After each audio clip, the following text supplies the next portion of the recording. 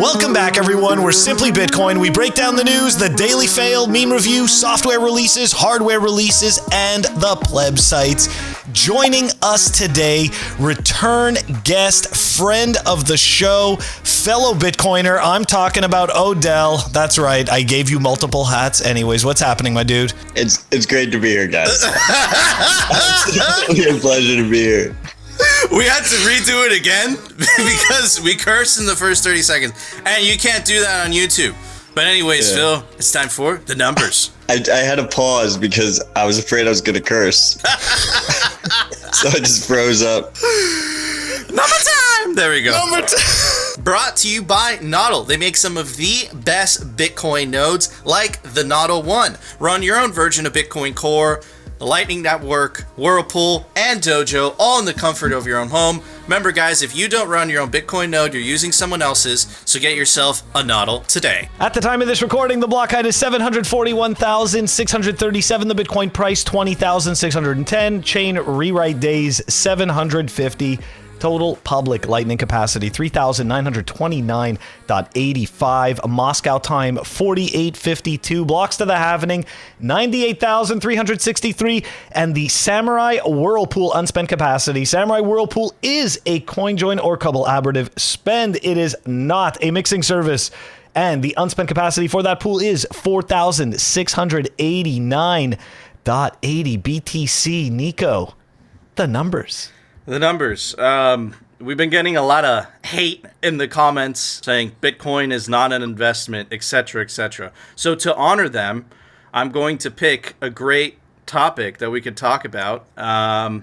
Here's the legendary Gigi. More and more people will learn the hard way that real estate is a shitcoin. Matt Odell, why is real estate a shitcoin? I mean, real estate is absolutely a shitcoin, 100%. So real estate, obviously you can live in real estate. I would say if you live in real estate, it's not a shitcoin. If you have land, if you have property, you need a home over your head. You want to have some level of autonomy. You don't want to have a landlord choosing what you do and what you don't do. I would say that's not a shitcoin. But investment real estate is just strictly an inferior store of value than Bitcoin when you look at its properties. And the thing is, we've had such poor money for such a long time that there's this whole class of real estate that's investment real estate that's incredibly inflated because people are just using it as a store of value. And when I talk about real estate versus Bitcoin or just real estate as an investment period, I like to look at real world case studies. And we've seen some of the most valuable real estate markets in the world get absolutely destroyed by poor governance. So obviously you can't pick up your real estate and move it, but with Bitcoin, you're borderless. But with real estate, the two big markets that I would point out is Hong Kong went from one of the most valuable markets in the world, decimated overnight when China took it over. And New York during the COVID lockdowns, they essentially socialized all the apartments and the stores because they froze eviction courts. And as soon as you freeze eviction courts, there's no reason anyone needs to pay rent. But at the same time, they didn't give the landlords any kind of substitute, or they just said, fuck you to the landlords. We're closing eviction courts. You can't kick anyone out. And hopefully they still pay your rent, even though you have no recourse. So among other properties, I would say the number one reason why real estate is a poorer investment over Bitcoin is because of governance risks. This idea that the rights that you have entitled to you as per your real estate contract is basically quicksand. You can just get rug pulled at any moment. What would you say to the people that, because I know I'm going to hear this argument, say, yeah, but what about Bitcoin's volatility and what about real estate's? I guess it's a false illusion because it really depends on the governance in your local jurisdiction, like you said. But I know a lot of people, specifically the older generation, they rely on investment properties to collect rent. What would you say to them? And they look at Bitcoin's volatility specifically. The cash flow. Yeah, correct. I mean, I would say that's probably maybe one of the stronger arguments for investment real estate is this idea of cash flow. but I think that, if you have something that truly stores its purchasing power and ideally increases in purchasing power over time, that conventional concept of cash flow is not necessarily, ultimately you have like this net gain, right? You either have a net gain in terms of the value of the asset going up, or you have a net gain in terms of cash flow. In real estate, you combine the two. With Bitcoin, you just have the purchasing power increase. So the question is, which one nets out higher? I think ultimately Bitcoin nets out higher. It's a false illusion that your real estate value is going up in value, that your cash flow is going up in value, because you're measuring it in this fucking horrible, this horrible currency that's designed to go down forever. But ultimately, I think you can probably do like some kind of analysis on specific investment real estate. Okay, this is how much I expect its asset value to increase. This is how much cash flow I expect to increase. If I combine those two together, and compare it to what I expect Bitcoin's asset value to increase, and then that's your direct comparison, right? I think, look, ultimately, with real estate, it's just a much more complex variable investment, right? So you have, not only do you have the governance risk of just a straight rug pull, I mean, you're locked into whatever jurisdiction you choose. You don't really have jurisdictional arbitrage. Burdensome regulation in general can really fuck you. You end up, I have a lot of friends that have investment real estate. You're in court all the time. You're paying tickets, you're fixing leaks. People are slipping on ice outside on your sidewalk. Like, no one can slip on ice outside your Bitcoin. You just hold that, and it should increase in value over time. Yeah, this is true. It's a lot less complicated. Phil, to add to the questions I was asking Matt, do you think that as people, right, because the hypothesis, right, is that a lot of the value is being stored in real estate because people they're chasing returns and they don't have another place to park their money. But if we're right about Bitcoin fixing the money, and we're definitely right, stay humble. Hey, it's true. Stay humble, stack sats. Odell's true, but I haven't been in the game as long as he has. So yeah, Rico needs to get more humble. Phil, I am humble. Phil, do you think that The most humble? I am very humble. I am very humble. I'm the humblest. All right, so I'm sorry, Phil, we're being serious. We're being professional. Very, very serious. This is a highly accredited show. So Phil, do you think that the asset class will deflate because more people will find what Odell says, right? That it's just a superior store of value than real estate. What do you think? Or do you think it will just always... Because look, at the end of the day, I think Odell's spot on in the first assessment, right? Where you're always going to need a roof over your head, right? But the investment properties, that's a whole other argument, right? We've seen BlackRock, for example, buying single family homes all over the place. Why? Because they're searching for returns, right? I think Bitcoin does really fix that. So Phil, what are your thoughts on that? So I think that, I think that humans like to speculate no matter what. So I think that if there's a speculative market, if there's some kind of alpha, right, some kind of profit to be made, I think that you're going to find corporations rise up around those industries, and they're going to continue to have investment properties. But the thing is this, right? I think that this touches back to what Odell was explaining, is that, the cash flow is baked into the system.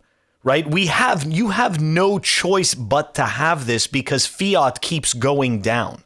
So I think that we have a couple of things at play here, right? We have the human behavior aspect of it, but at the same time, we also have this other piece to it where Bitcoin is so much easier to store, so much easier to transport, so much easier to just to have and to hold. Whereas real estate, like Matt was explaining, I mean, don't get me wrong, forget about like the lawsuits and stuff like that. Just holding onto a piece of land, right? Like, let's say you do nothing with this, right? All you did was buy the land and you sit on it.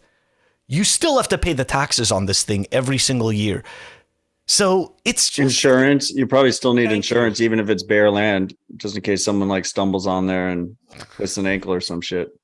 True, like sadly, you have to do that. But do you see what I'm saying? Like it just seems like this strange kind of prison that we put up with because it's land. And the other piece to it is this, right? It's always going to have this utility cost because we're always going to need somewhere to live. Granted, I've heard the argument that you could just build up. I have yet to really see that work entirely. And land keeps getting quote unquote scarcer. So look, until we truly colonize other planets, which I don't see us doing anytime soon, even though everyone, likes to pat Elon Musk on the back. I think it still gets scarcer. And I think that unfortunately people will continue to speculate on land, and it is going to be seen as a safe haven, at least for the near future. I think there's like a base demand, right? We're just so far past that base demand right now. Mm-hmm. And the main reason is people don't see many good alternatives. I mean, and you see it like Chinese citizens buying land in Toronto, buying property in Toronto, investment real estate in Toronto or New York or Montreal or LA, wherever they're buying it, London. Why are they buying it, right? They're buying it because they're trying to store their value somewhere outside of their government's control. And they don't really see many alternatives, right, to that. Now, all of a sudden, Bitcoin offers a very legitimate alternative. Now, is everyone going to, flock over to Bitcoin right away? No. But slowly and steadily, more of that demand will get met by Bitcoin. And real estate in general should kind of, come back down to like that base load demand. And you probably would see that too with the large equities, the large stocks, like the Apples and the Amazons, these blue chip stocks that people are basically just load into and just treat it almost as like a savings bond or something at this point because they can't find it anywhere else. Like that insanity probably gets, funneled a bit into Bitcoin and comes back down a little bit to reality. But these are all right. Like these are all long-term kind of situations at play, and it's going to take a while for people to kind of to realize the benefits. And I think this kind of goes hand in hand with the fact that, every time we have a shitcoin apocalypse, everyone's like, shitcoins are done forever. Like they're always going to be shitcoins. Mm-hmm. Like people are always going to be speculating on bullshit. And, that might be like a Macy's in a rundown strip mall, or that might be like the newest token. But like, there's going to be someone who's going to speculate on it. Yeah, absolutely. And, Parker Lewis actually wrote a great article for, it was called the Definancialization, and he was making the argument that you made, Odell, is that over time, right, because people have no choice but to park their wealth in these things because they're seeking a return because fiat is such dog shit. But Bitcoin really does fix that. Anyways, Phil, it's time for the Daily News. Brought to you by CryptoCloaks.com. They make some of the best 3D printed Bitcoin merch, like the famous 3D printed Bitcoin grenade toy. Comes in any custom color your heart desires. You want to simply Bitcoin colors? He could do that. What about Peter Schiff colors? He could also do that. The European store is now open, and check out the open source 3D printed node case, also really cool. Anyways, take advantage of the promo code down below to get 5% off CryptoCloaks.com. All right, so this is another Simply Bitcoin We Told You So. We said that the CBDCs and the so-called passports, right, were going to be used to control people. And we've also made the argument that in the future, as time progresses, you're going to have to make a choice between a central bank digital currency and Bitcoin. A central bank digital currency is a government bureaucrat's wet dream, and they will use it to control you. The writing is absolutely on the wall. Let this be a warning. Check out this tweet thread by... Oh, man, don't laugh at me. Sung Ping An. Okay. How she nailed it. Great pronunciation. Thank you, guys. I appreciate it. Really practicing my Chinese these days. How Xi Jinping and CCP, with less than 100 million members, can control more than 1.3 billion Chinese people The answer is world first QR code health passport. She put an electronic monitoring noose around people's necks since February 2020. You're under 24-hour surveillance. And mind you, right, what we covered about a week ago, how depending on what your QR code was, you were cut off from your money. How freaking crazy is that? So this is the green QR code, meaning you're a good citizen. This is the yellow, meaning you got to get your social credit score points up. And this is the red, meaning you're banned from society. Look, and it's not a joke. Look, there's literally a guard, and he's scanning your QR code, saying, "Oh, you could pass, you can't pass," right? And to get even more dystopian, that's right, that is a fucking drone flying through traffic telling you to behave. This is the future that beholds you with CBDCs. But there is some hope, and the reason that I wanted to cover this today is because this came out today on Finbold and other news outlets. Chinese messaging app WeChat bans accounts involved in Bitcoin and shitcoins. After the widely publicized crackdown by the Chinese government on anything that has to do with cryptocurrency, one of China's most popular instant messaging and calling platforms, WeChat, has banned crypto-related accounts on its platforms. Now, why would they do that? Well, in developing countries, they don't have the luxuries that we have. They have developed rails, they have exchanges, they have all that stuff.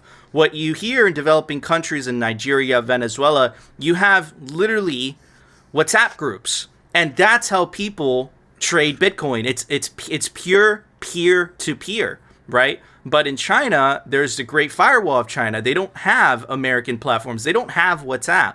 Their equivalent of WhatsApp is WeChat, right? So clearly, right, this tells me that even after the ban, right, people in China are still using Bitcoin peer-to-peer, right? And then connect this with the estimation of the hash rate, that it's estimated around 10% of the hash rate is still located in China. And connect this with the argument that I've been trying to make the last couple of weeks, that incentives are much stronger than coercion, right? Think about it. What would you rather choose? A money that literally gets to decide you can't use this because your QR code is red, not to mention it being inflationary? Or would you rather use freedom money, right? Obviously, people are going to flock towards the freedom money. In China, I think they're going to be pretty successful with this, though, because of the Great Firewall, right? So unless you're tech savvy and you know how to use a VPN and to download, other messaging apps, if you're stuck within, the Chinese ecosystem, you're totally screwed. So, Odell, do you see this as the future in the West, as these nation states try to maintain their holds on their citizens? Where I'm going with this is perhaps mandating KYC wallets on an app store, right? There's a lot of things that people don't talk about, right? The Apple ecosystem is totally gated, right? It only takes, a law to pass, right? Love democracy, to say, hey, you can't download certain Bitcoin software unless we know who you are. So anyways, I think it's an interesting topic. What are your thoughts, Odell? Well, a couple of key things here. First of all, I don't know if you guys saw the story, I think it was late last week, that there was a bunch of protesters in China that were protesting against banks seizing other people's money and stopping them from doing it with that app that stops your movement with the red code. I don't know if you saw when you pulled it up, even the yellow code stops your movement, but red stops everything and you can't withdraw money, including. And they just looked up all the protesters and they just turned all their codes red. So I think it's a very clear example that if you don't have privacy, you can't have freedom. It's a prerequisite because you can just get targeted and you can get attacked by external means. I think second of all, you actually don't need a law to be passed for Apple and Google to change their app store policies. Like a very little pressure could probably get them to do that. And also, Apple has been very aggressive in terms of targeting Bitcoin, including open source wallets and projects, because they're not getting a cut. They like if there's any microtransactions or anything in an app, Apple expects to get 30%, and they're not set up to get 30% of Bitcoin transactions. And also, that a lot of the app developers don't want to give them 30% of the Bitcoin transactions. So there's already like an active back and forth there. I know like Sphinx Chat, for instance, got pulled from the App Store for that reason, is my understanding. And it has happened to other apps as well, other Bitcoin apps. The third thing is, I think we're going to see more of this. I think we're going to see increasing draconian surveillance policies across the world. I will say that the positive side is, you mentioned it's hard for people to figure out how to get around the Great Firewall. I think as people have this need, as people have this pain, people will seek it out, and they'll seek out tools and alternatives and education on how to do this stuff. The important thing is that we have the tools, we have the education available for them when they realize the need. The unfortunate reality is most will not come to that conclusion right away. It'll take a while. I see most of the West just going along with funnies. Bitcoiners talk a big game about CBDCs, and everyone's swiping their credit card and paying with Venmo and Cash App, including the Bitcoiners. So if you give someone a convenient way to send money with quote unquote no fees, and maybe even add a nice little UBI carrot on top of it, and you just automatically deposit money into that wallet every fucking week or whatever, the overwhelming majority, at least in America, the overwhelming majority of Americans are going to use that fucking wallet. So I don't think I think Bitcoiners are a little bit cocky about that, but the important thing here is that Bitcoin provides an option for those who realize the need and want to opt out of that. So it's multi-pronged, right? I think, and I also think Bitcoin can be used as surveillance cuck money, or it can be used as freedom money. The question is, how does the user want to use it? It's an open protocol. That's up to the individual user. And many, many, many will choose, the permissioned censorship, pro-censorship, surveillance use of Bitcoin. And that's fine. If they want to do that, so be it. And hopefully more and more will choose to actually use it in a private and sovereign way, because they're capable of doing it, and they realize the need and seek it out. Phil, what are your thoughts on this, man? Yeah, scary stuff. Yeah, it is. And I think Matt makes an excellent point, right? That it is up to the user. This is why we say that it all has to do with, what you're comfortable with and what you're capable of doing, and what you're able to do. Because believe it or not, there are some people, there are some people that just, I wouldn't even say it has to do with ability, but they just don't realize that it can be made more private. Right, and that can be done without having to go and use some type of a shitcoin. But anyways, we're gonna go back to talking about the Chinese, right, and that green, yellow, red type of whole scenario. I think everybody needs to see the movie Logan's Run from the 1970s. Of course, in their case, the green, yellow, and red has to do with the stages of life. And then once your thing starts to flash red, you quote unquote renew. But really all that happens is that you die. It's kind of creepy. It's kind of scary that the Chinese have chosen to use this type of system. And it does seem that it is kind of fitting, right? Because if you are flagged as red, you technically have socially died. In a way, you've been cut off access from the resources, from the system. So in a way, you are effectively dead. So that is kind of scary. And I think that, this is what we were talking about yesterday, right? The East versus the decentralized West. I mean, this is scary stuff. They're enacting it. And we're seeing it play in real time. And I think to Matt's point, that is true, right? About not just Bitcoiners, but just average everyday people, right? If you give them an easy way to do something, and you give them a nice little UI, and you drop them some fake money, right? It doesn't make a difference as long as they can use it for all their debts. At the end of the day, everyone's going to sit there and use it. So it is really, it's frightening, but unfortunately, we are all humans, and not everybody sees self-sovereignty and privacy in the same, in the same way that we do, and they don't all see the same urgency that we see. Absolutely. Phil, I think that's really well said. There's a key thing here that is interesting to me. To me, the biggest concern is like the slow frog boiling, right? Like, that meme, like the frog is boiling, but it's happening over time. So he doesn't realize he's boiling until it's too late. In these situations, like with the Chinese health code, it's actually it can be very effective at having people realize the need. It'll be very painful, right? But if you get completely cut off of your bank account, if you're not allowed to take public transportation, all of a sudden you're like, okay, digital privacy fucking matters. Like there's no education hurdle that has to happen there. When you work in the education space, when you try and help people understand that they need to try and figure out ways to use technology more privately, including Bitcoin, there's this hurdle that first comes with, okay, let me educate you on the concerns that are happening. What are the risks that are happening? And if those risks aren't very apparent, then you have this education hurdle to start with. But if that lever gets turned fully, then you skip that whole education element. So for instance, when I'm talking to Argentinians, right, you don't have to explain to them the risks of bad government money. Like they've lived through that multiple times, right? You just skip that whole step. They're like, okay, what's the alternative? Like I need an alternative. For years, we've been talking about not your keys, not your coins. How many people ignored that until they couldn't withdraw from Celsius? And now they're never going to fucking forget that lesson. Like you don't have to do that part of the education setup. They already realized that. They're like, fuck, okay, I feel that. But the problem is, when you see it happening ahead of time and you see the slow boil, you're like, fuck, they're either going to figure it out or they're going to painfully learn a lesson. And it sucks to see people painfully learn those lessons. Yeah, it's so true. But it's what you said, right?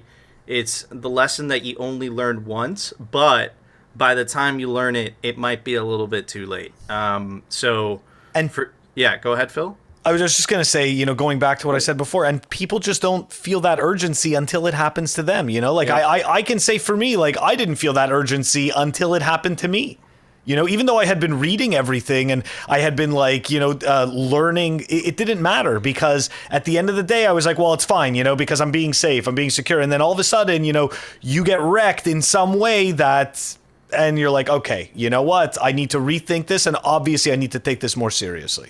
Yep. But that's why, I would say, what's happening in the West right now is it could be considered more dangerous. Like, how many people actually feel when they swipe their credit card or they tap their credit card that is being shared with 35 different companies and is being stored insecurely, it's being sold, and it's just being used against them all the time?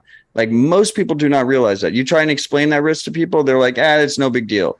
But if people try and make a purchase and it's like that purchase is denied, or now you can't have healthcare or something because you made a purchase, then all of a sudden it's immediately apparent to them. So there's a danger here on particularly in America that I've noticed, which is just this constant creep. It's just this slow creep. And people just, the KYC thing in Bitcoin is a perfect example. Like in 2016, none of the Bitcoin services the required KYC. Pretty much none of them required it. That identifying information you have to provide. But over time, slowly and steadily, they added it to as many things as possible. And now at this point, everyone's just like, oh, well, that's normal. But if they had just turned the dial one day and just every single service required you to do a 3D selfie scan and give a blood sample to withdraw your Bitcoin, people would have fucking flipped shits. Yeah, it's the slow crawl, right? And I agree. I think that what I've noticed is that people are they're so comfortable with the ease of use of a lot of these services that they don't realize what it is you're giving in return, and they don't realize how vulnerable they are to just government coercion, man. All it takes is just one. You saw it in Canada. It's not even speculation anymore. It wasn't even a law that was passed. It was exactly. It was retroactive. When people were donating to the trucker stuff, it wasn't illegal. They decided that it was legal after the fact, and then they went back in time and said, you shouldn't have done that. I don't even know what to say, but I agree. Phil, you want to chime in? I just wanted to say that essentially what it is this counterparty offers us essentially a reduction of friction at the cost of our privacy and at the cost of our data. And we don't, it's really sad, but I remember getting, I remember the internet, right? Like when it was in the early 90s and in the mid 90s. And you didn't care. You would give away all this data. None of it mattered. right? You just wanted to get on. You just wanted to see what was happening. You just wanted to, you know, be connected and all this stuff. And it became this whole thing where it essentially, these businesses, right? They kind of took it for granted that all of our data was out there, and now we've taken it for granted that all of our data is out there, and everyone's just like, yeah, well, my data's out there anyways. It's like, well, we need to realize what the implications of that is. Sorry, Matt. No. I mean, I was kind of cutting you off, but I think like you hit a very interesting cautionary tale that I like to talk about, which is the development of the internet. People today can use email privately, but the overwhelming majority of people have traded convenience and just use Gmail. They literally, the deal of Gmail is that they scan all your fucking email and they sell your data. Like, that is literally what they do. And it is the number one email service, right? How many people are using email in a private sovereign way? So I think, especially in terms of supporting Bitcoin projects and people building Bitcoin projects, there needs to be a strong focus. And I think there is, especially more than before, a strong focus on things that are private, that are sovereign, but are still very convenient. They might not be the most convenient thing. You still might be using something that is because there's always a trade-off. It's pretty much always a trade-off between convenience and privacy and security. But if we can make it as convenient as possible, then that hurdle gets broken. And I think with email, you're kind of starting to see it now with things like Proton Mail and Tutanota, where for like the first time you can use email in a relatively private way that's also convenient. But the hope is like Gmail got a lot of users before Proton and Tutanota came out, right? Like, we need that in Bitcoin before the adoption curve hits off, before we onboard the next 1 billion people. You know, let's have a private and sovereign convenient option for them so that some of them will onboard that way. Absolutely. So speaking of tools that are going to make it convenient for users, let's talk about, well, first let me read this tweet by Alex Gladstein so you know that I'm not bullshitting. Check this out. He says, "It's hard for me to get more bullish on Bitcoin, but after long discussion on Fedimints with Obi, I'm significantly more bullish. Fedimints could potentially turn many limitations of Bitcoin and Lightning into strengths at scale while slaying megacorps. The synergy is beautiful." So Matt, you talked to me about this in Austin when I came to visit you. What are Fedimints? Because the reality is, a lot of people are going to be like, "What is this? Why is this important?" And you actually brought up a really good point to me in Austin.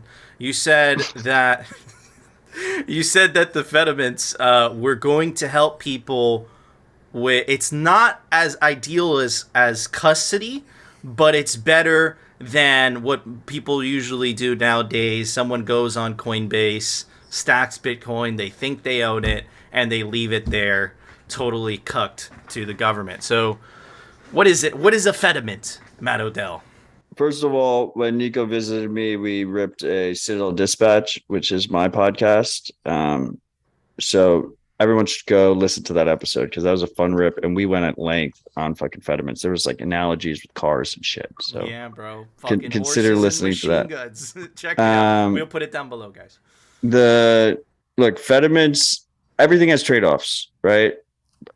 The number one, especially if you're not a technical person, the number one thing you should be looking at when you see people talk about different tools and stuff is, what are the trade-offs? And if they're not talking about trade-offs, they're either ignorant or lying to you. Most of them are probably lying to you, intentionally trying to say there are no trade-offs.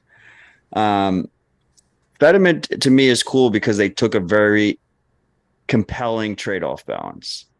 And that trade-off balance is you lose some sovereignty because it is custodial. But the way the custody works is you can imagine it like a multi-sig. So rather than a single custodian like a Coinbase or a wallet of Satoshi or a Square, you have, let's say, and it could be any number and any threshold, but let's say you have 16 custodians and you need basically 13 of them to be malicious to take your money, to steal your money. So you make this trade-off where it's like, okay, we're going to do custody, but we're going to minimize the trust in any of the individual custodians because they're in a shared custody model. Okay, why would we do that? Why would we make that trade-off? Well, we make that trade-off because you can have a wallet that is easier to use, that is cheaper to use, and that is more private to use than the alternative in a very convenient package. So you can imagine in practice what Fedimints could provide is this idea of a mobile wallet that you just load it on your phone, open the mobile wallet, choose which federation you want. There'll be a bunch of different federations all around the world. Some will be small community ones. Some will be larger ones that are run for profit. There'll be a ton of different federations to choose from. You choose your federation, you load it up with Bitcoin, and then you can pay any Bitcoin invoice, whether that's, you know, a regular Lightning payment, whether that's someone in the Fedimint. If it's someone within your federation, you actually never touch the chain or Lightning. It's all happens within the federation for free. So it's a very interesting trade-off balance. And at the end of the day, it offers a very compelling incentive structure, which is your transaction's cheaper and it's easier while still being more private than an alternative transaction that is maybe a self-sovereign transaction or a naive Bitcoin transaction where you're not considering privacy. And the privacy element is because they're using something called Mints, which is a already developed proven technology. Mints means that those custodians, even though they're holding your money, don't know how you're moving your money within the greater custodial wallet, which right now, all of our custodial wallets, like you're not only trusting the custodian with actually holding your funds and not stealing your funds, you're also trusting them with your privacy. They can see every transaction you make.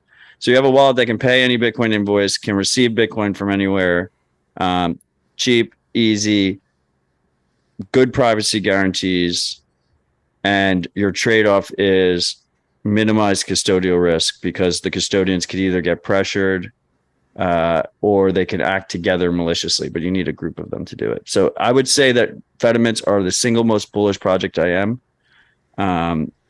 The single most bullish I am on any project in Bitcoin right now. And I'm really excited to see what those guys build over there. Obi, Eric Sirion, and Justin Moon are the leads. And they're doing really good work, and they're moving way quicker than people thought they were going to move. I'm excited. I think that this will be a good solution without it being overly complex, right? Right. And it's better. It's not as ideal as self-custody, but it's better than a custodial solution. Anyways, Phil, why don't you chime in, brother? Not that I have that much to add to this, but Justin Moon, the fact that he's involved, that tells me already that that's something great.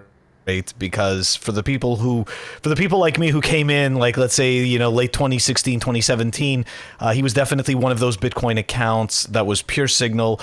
He did like the Bitcoin reading groups. He's one of the people that's, tries to teach others how to code for Bitcoin specifically. So that's awesome.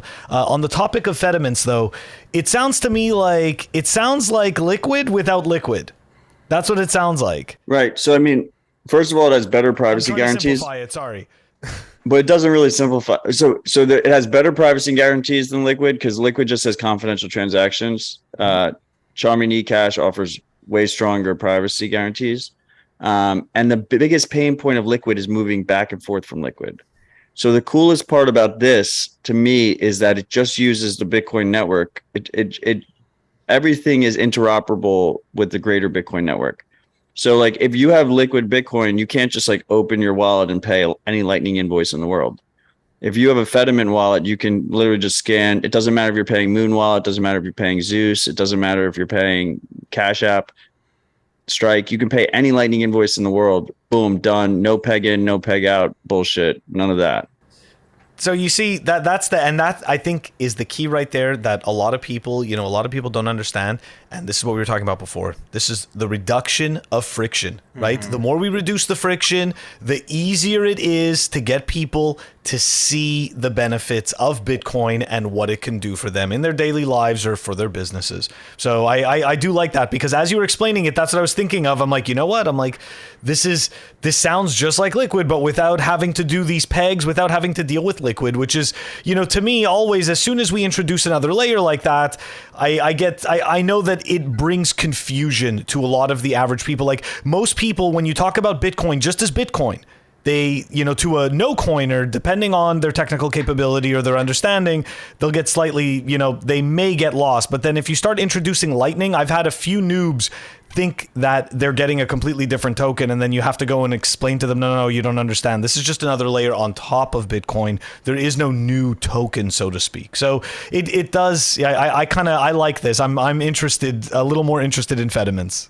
There's a couple other things I just want to add here. First of all, like, it makes Lightning way more accessible. There's no channel management or anything. It'd be like if you're just using Wallet of Satoshi.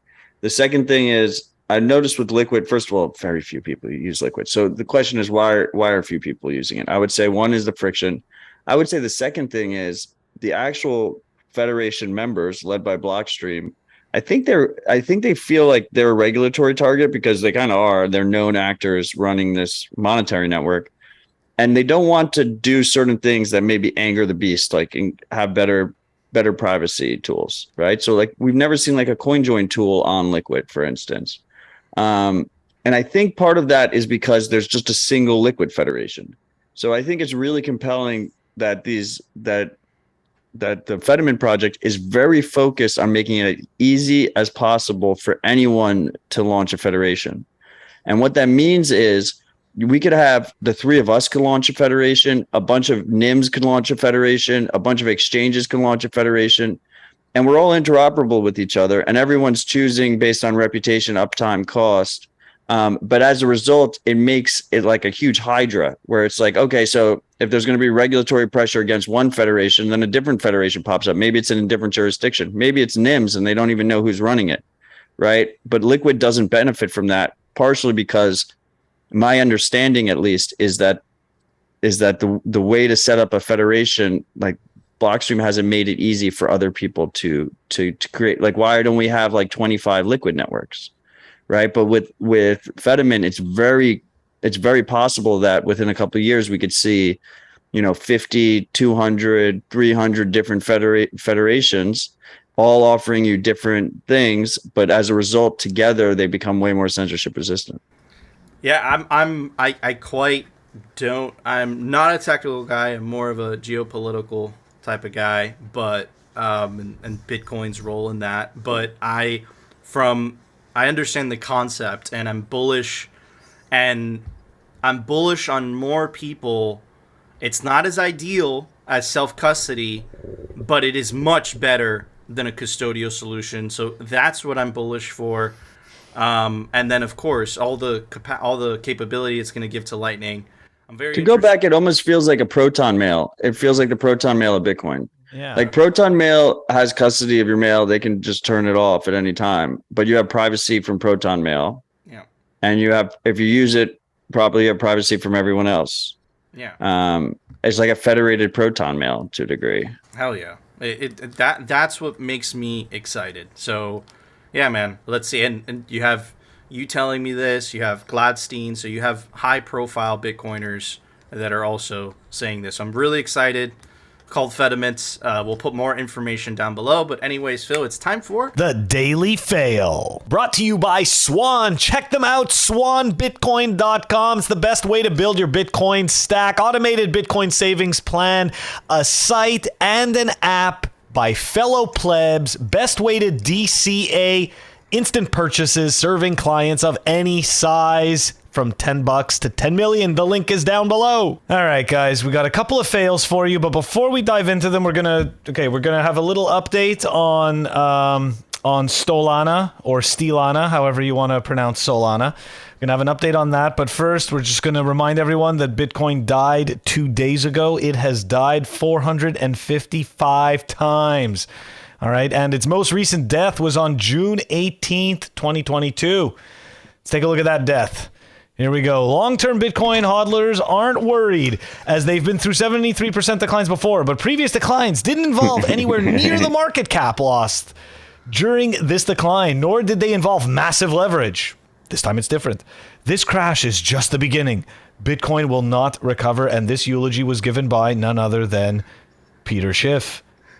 the biggest Bitcoin cheerleader there is. He owns Bitcoin, dude. Yeah, He no, of course he stacks does. He's been setting up his son to be a Bitcoin cheerleader. He knows what the next generation of Schiff is going to be shilling, right? So don't worry. But before we dive into Solana and the other garbage, Odell, do you have any comments on Bitcoin dying? I mean, Bitcoin's obviously going to zero.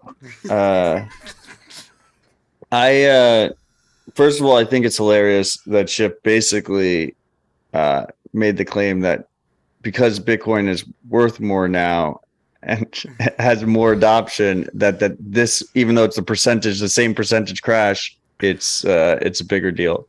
So he either accidentally or intentionally acknowledged that Bitcoin has been extremely successful over time. I think in this particular crash, what we're seeing a massive macro unwinding outside of Bitcoin as well. I mean, stocks are getting hammered. The market's been closed for fucking 3 days because today was a holiday too. But CNBC is like in full panic mode, right? Like all the investors are in full panic mode. And in the greater crypto ecosystem, I say with quotes, there was massive leverage. A lot of people took out a lot of loans. Now, I think there's a lot of leverage throughout the entire system outside of Bitcoin and crypto in general. But in our industry, or in the greater shitcoin industry, if you even want to call it our industry, there was a lot of risky, high leverage loans, a lot of shit like that. Bitcoin does not have circuit breakers. It does not have market freezes. It does not have bailouts. It does not have people who can step in and stop the markets. It's as close to a free market we've ever seen. So as a result, during panic times, you're going to see massive deleveraging events, as basically good money washes away the bad money. And you're just going to see everyone get wiped out. They're going to get wrecked. There's a reset. And ultimately, Bitcoin is a highly liquid asset. So a lot of these companies, people, like they got wrecked on illiquid shit. They got wrecked on NFTs. They got wrecked on shitcoins. They got wrecked on like some of the 3 Hours Capital took out loans, collateralized loans on JPEGs, right? And they couldn't liquidate the JPEGs, but they could liquidate the Bitcoin. The Bitcoin was extremely easy to liquidate. And this kind of goes back to our real estate thing. Like, have you ever tried to sell an investment real estate property? Like, best case scenario, it's taking you 5-6 months to sell that thing and tons of paperwork. With Bitcoin, you can do it on the toilet if you want to do it. You can just immediately sell it. Now, you might not get the price you want if you're doing it in large amounts. If you're a big holder in a deleveraging situation, like 3 Hours Capital, like there's gonna be some slippage there. The price is gonna go down. People are gonna panic, but you can do it instantly. There is a clearing price. At some point, there's a clearing price, and it can be done instantly. So you have this asset that is extremely saleable, very easy to unload, and it's liquid. It trades all the time. It's free market. And as a result, this is exactly the type of situations you're going to see. And I would even say we haven't seen anything yet. Like we wash it out this time. It's going to happen again. And it's going to happen again. In free markets, people are going to take extremely risky positions, and there's going to be no one to step in. But ideally, as Bitcoin gets adopted more, any single individual or entity that is reckless will have less of effect when they get blown out on the total market. Right now, you could, because we're still in this adoption phase, like you have one or two entities and they're like entangled with all the other entities, and they get blown out, and just a ton of people get wrecked. But as Bitcoin grows, those individual entities should have less and less effect when they inevitably blow up. And also, none of these people stayed humble. That's really the core issue. Very important. Remember, guys, Nico is the humblest. Phil, what is the next fail, my friend? I'm so humble that I declared myself the humblest. Nico, the humblest. By far number one in the humble competition. By far number one. All right, here we go. Let's take a look at Solana's update. I love this. As if it, yeah, of course, as if it wasn't embarrassing enough, right? That $1 million worth of governance tokens were able to control over $270 million worth of Solana. I'm sorry, I keep referring to it as its moniker name from Dirt GG. I apologize, but it's just so much funnier than its real name. But anyways, apparently the drama isn't over because that vote was now overturned as well. So as if governance doesn't get embarrassing. And little did I know yesterday, but Solana's main use case, Matt, I don't know if you knew this, but it was actually an AI that helped people write. Yeah, it was really interesting. What? We learned yesterday that exactly, right? We learned yesterday on yesterday's episode. I found an article that explained that Solana's main use case is an AI that helps generate content for writers. Did you know that? Oh, I love that. Actually, that makes sense. Look, it's happening right now. Look at this content that was written. Wait, how did it get overturned? How did it get? It got overturned by another vote. Like, I missed that part. Oh, don't worry. We're gonna dive into this shit show. Here we go. I would say the most troubling part of all this, by the way, is Solana pumped on this news. Just for the record. Steal someone's money. Price going up. Feature, not a bug. Oh, you're right.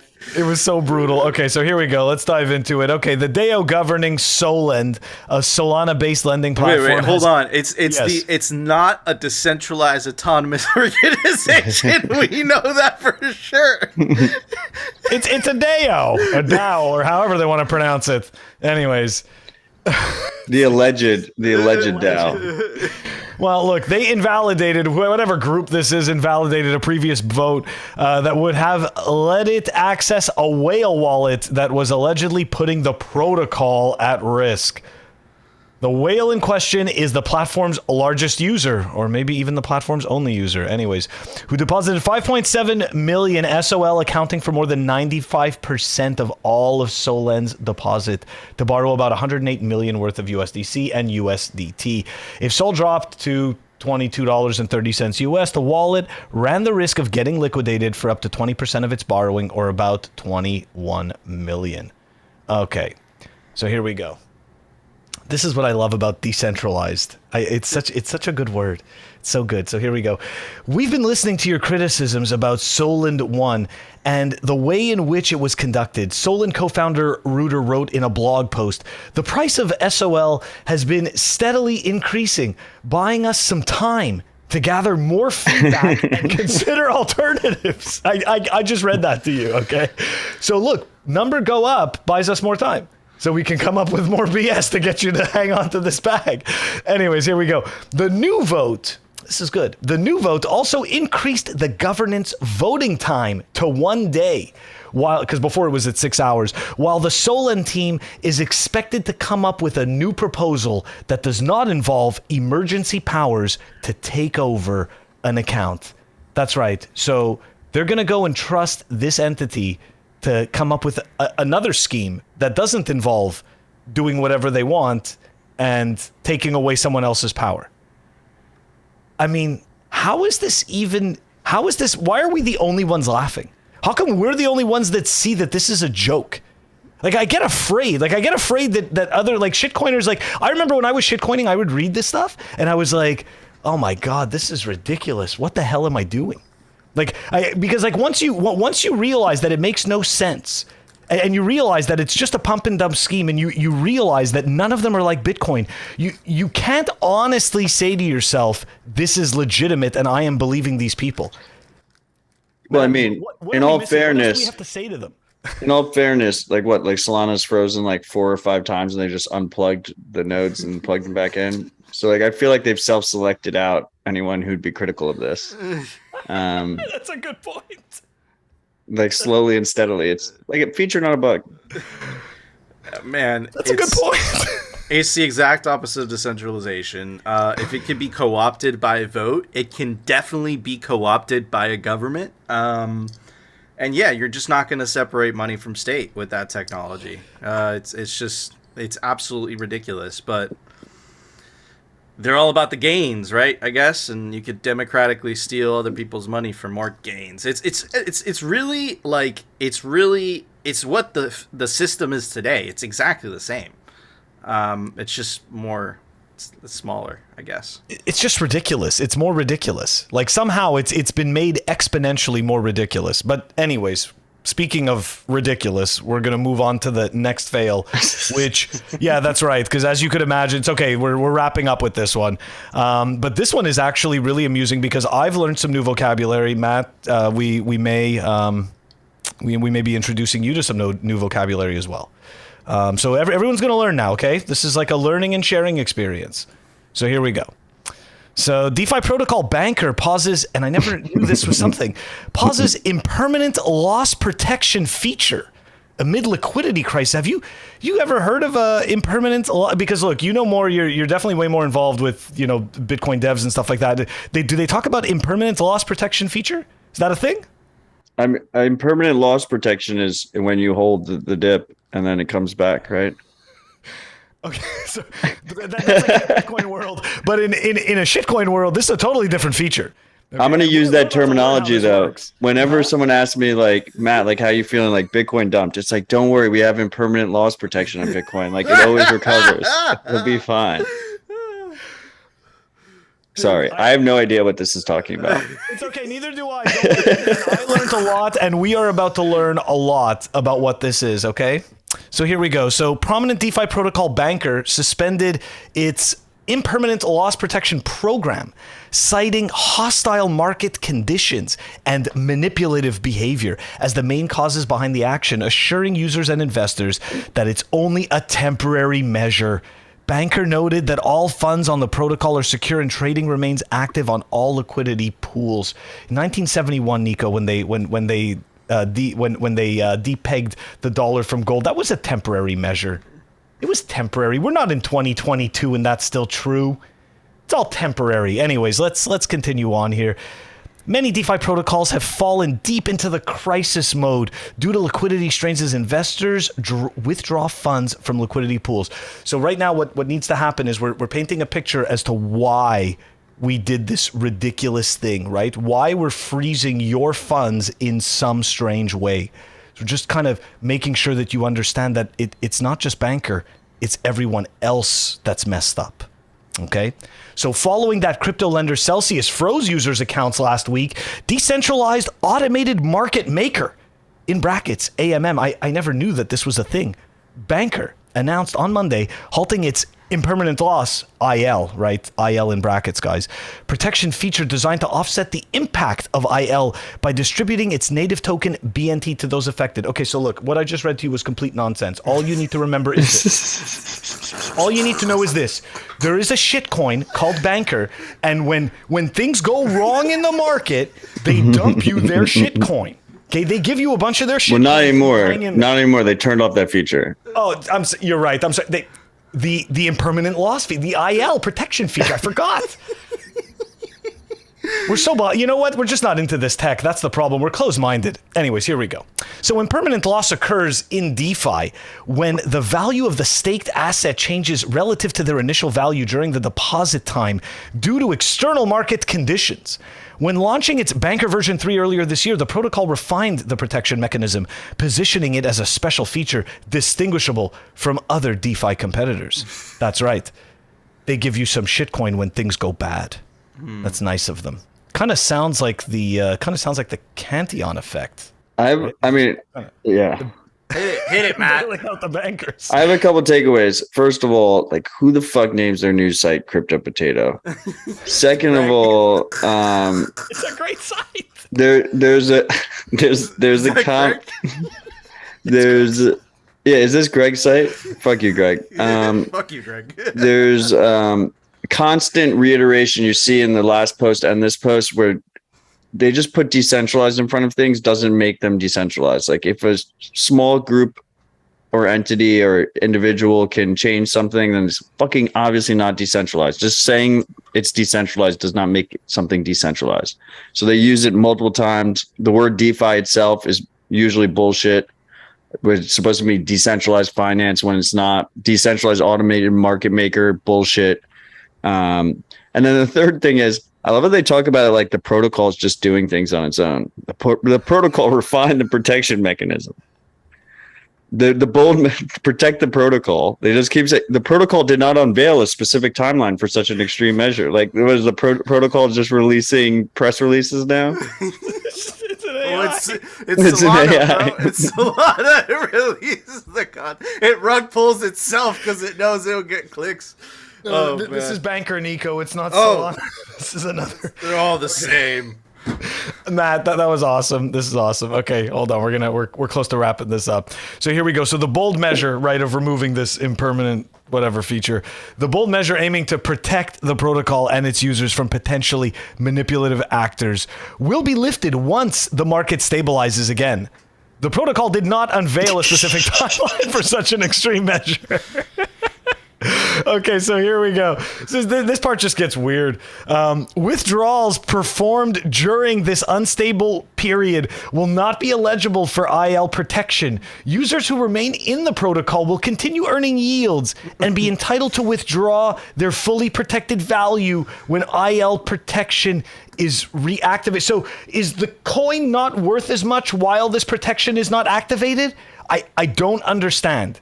Okay, anyways. That's right, Nico. I got very colorful with this one. Before we got to red, we went purple. Okay, I've never gone purple before. Nico knows my colors. It's usually kind of this orange to red thing. Anyways, here we go.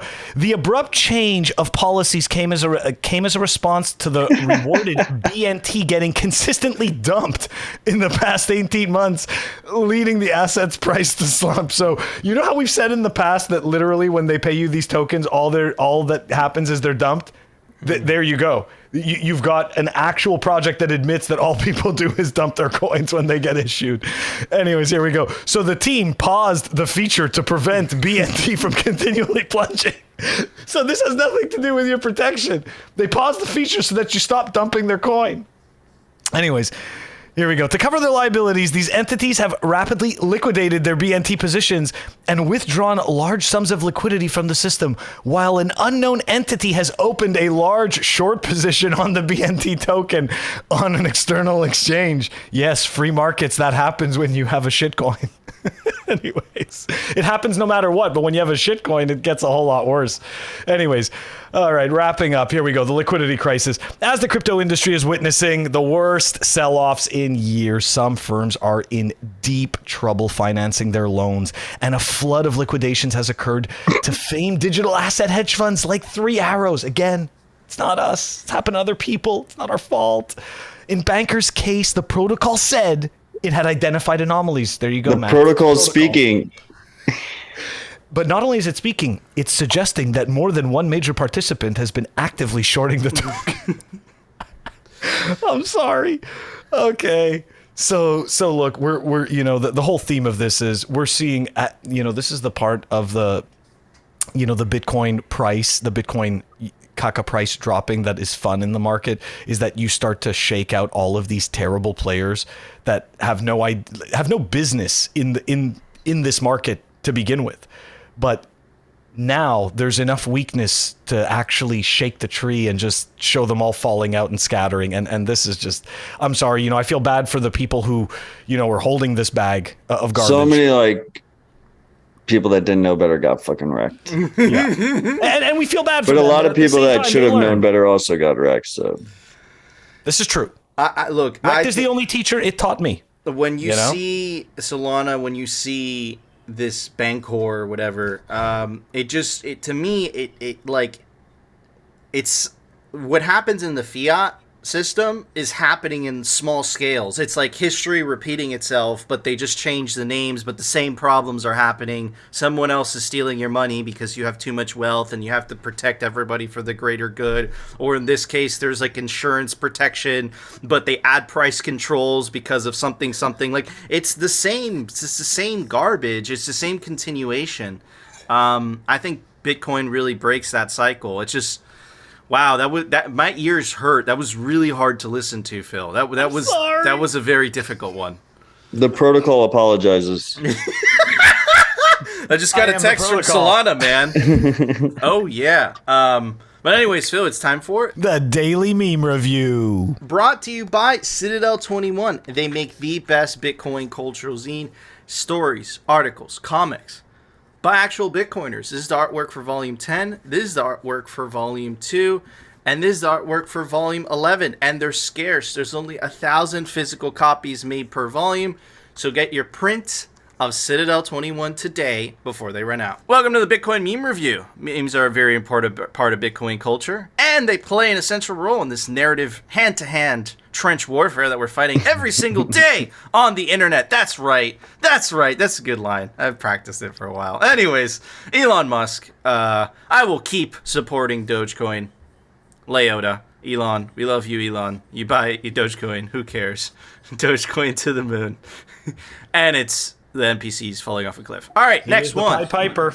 By RD_BTC.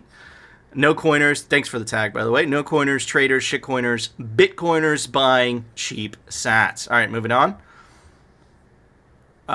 Is replying, our famous Ethereum expose video. Ethereum 2.0. All the shitcoins below. All right. It's so good. All right. By a pleb, Patricar. I'm sorry, Nico can't read. You guys know the drill. Drill. All right. Dill. I don't like dill. It's a bad flavor. All right. How does yield farming work? First, you deposit your coins, and then what? Then you have to stay. All right. Awesome. Next one. This is part of it. This is so good. This is part of the journey. Don't worry. XX BTC XXX. Just hodl and let's math do its job. I think he's scratching his balls. All right. Good one. All right, by Other Barry, definitely a fellow pleb. All in, no regrets. Oh, look at that! Answering to Odell. Which side of the curve am I on? I would put Phil and I on this side. Definitely over here. Insult you. We're not going to insult you. Definitely over here. We can all be on the left side together. You can come visit us. All right. I hear we're fun. We have memes over here. I mean, you got memes over there too. All right, so all in, no regrets.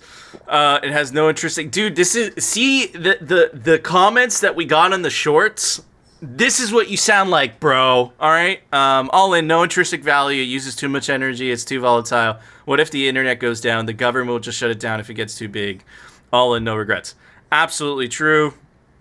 What was that meme that the optimist always says? Not reading, don't care. It was something like that.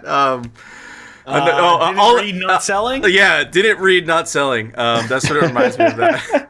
It's one of the best. I should just start replying to that in the comments. All right. Me beep. Next block. Bitcoin is finally dead. I'm a genius. Oh, that's a good one. If you guys know the Roadrunner cartoon, you understand the reference. All right. Here's Labrahodl. Normies, I saw Bitcoin price tanking. Are you okay? Me, damn, I kind of don't care. All right, awesome memes by the fellow plebs. Thank you guys. For those memes, Phil, I'm going to give it a bag of orange pills. But not only is it orange pills, it has a Bitcoin logo on the orange pill. Boom! It's a bag full of orange pills with the Bitcoin logo. Are they sweet or sour? I'm scared to try both? them. I'm scared to try them. I don't know what will happen. Can't be scared to try the orange pill. Phil, right. I live in Miami. Usually when there's a pill and an imprinted logo on it, it's not something good. So I got these handed out. But that's what he rated the memes. Just for the record. I don't think it's drugs. Someone just gave this to me. So it's... Anyways, Phil? Just have Phil test them out. Exactly. We've gone too far. Okay. Calls me like, Nico, I love you, man. I took the orange pill. Listen, it's perfectly normal when the walls are melting, okay? There's nothing wrong with that. Anyways, on that note, I'm going to give these memes a very special flat cable with an orange... It's an orange Velcro cable tie. Or a lot of orange. So it may not be an orange pill, but I'm gonna. Can I give the score for Matt just to highlight how fucking cool his orange block clock is in the back, and it's orange. Can't give it is orange. For him. I am totally doing it because it's so cool. Well, I'll give the memes a nice $54,000 Bitcoin price because I haven't plugged in my other block clock. Don't do it. Since we were at 54, and I won't do it until we get back past that. That is a good score.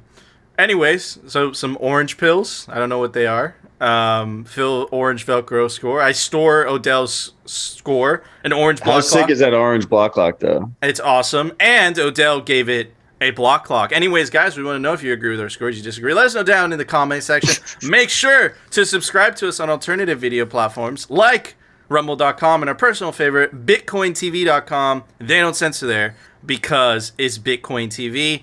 And make sure to join our awesome Telegram group. It's a party in there. You can link us some memes. Join it. Do it right now. Click. Anyways, Phil, there was an open source software release today.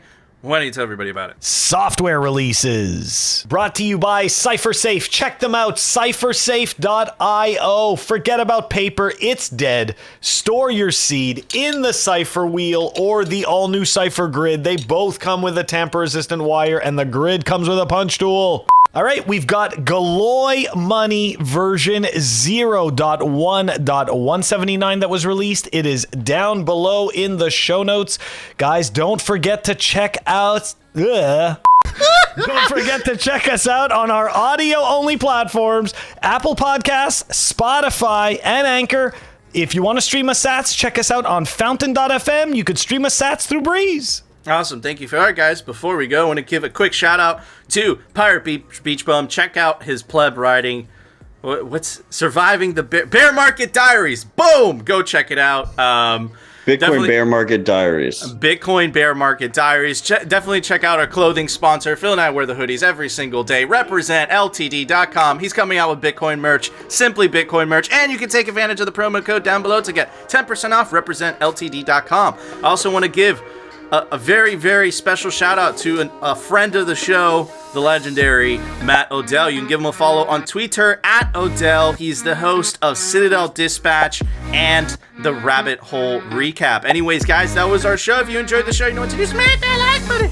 Of course, if you want to continue hearing the Bitcoin news from the pleb perspective and the catastrophic fails and the memes from the same perspective, definitely consider subscribing to Simply Bitcoin. And we'll see you tomorrow, guys, for a brand new episode. To quote our awesome guest, no one can slip and fall outside your Bitcoin. Booyakasha!